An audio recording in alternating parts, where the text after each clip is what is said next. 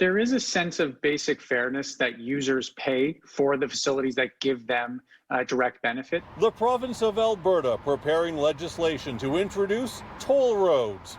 They're not a new concept for most Canadians, but every toll road is different, and that includes how they meet their goals. The government says flat out, we're broke. And this is the only way to fund the $200 million Highway 697 bridge over the Peace River in northern Alberta, to give residents an option to an existing ferry.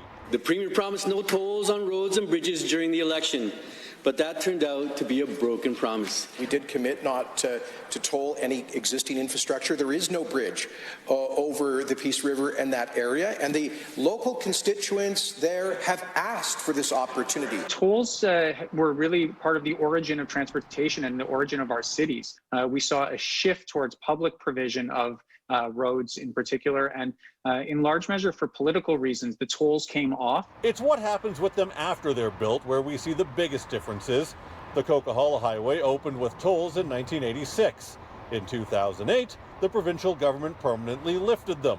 A similar plan was proposed in Ontario for the 407 toll road, but instead it was privately leased for 99 years for $3.1 billion.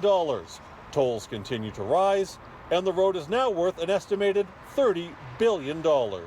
The politics of tolls are as interesting as the economics of them in terms of how they're implemented.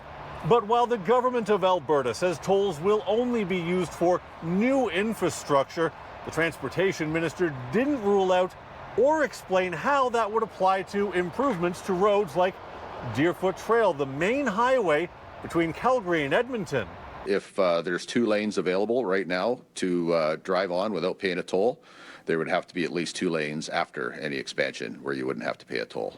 Essentially, we'll cross that bridge when we go down that road. In Calgary, Jonathan Muma, City News.